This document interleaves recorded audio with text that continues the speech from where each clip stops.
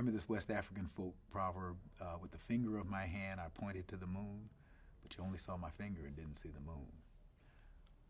A sermon is a finger pointing to the moon. I mean, the Bible is a finger pointing to the moon, pointing to the word that is spoken through the scriptures.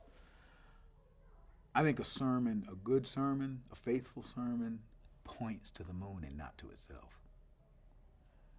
And I forgot what your actual question was, but it's in that pointing to that word that the word, if it's an authentic pointing to it, and not just kind of scattershot, if it's an authentic pointing to the word from the perspective of our lives, from our context, the word will become flesh and dwell among us, and that's when the word gets real. I mean, the word's already there, but it's when the sermon points us to that word that the word becomes flesh.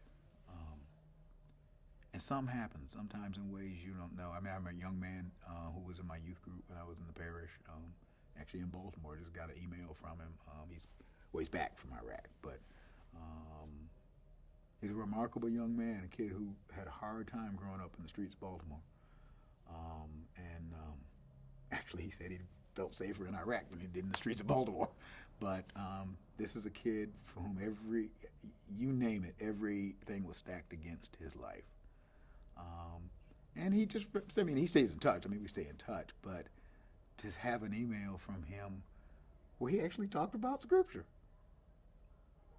I mean, it blew me away. He still got the New Testament he got from church. And he's back stateside now, but I think he's done 2 tours in Iraq, now I think about it. That's the word becoming flesh and dwelling among us, full of grace and truth.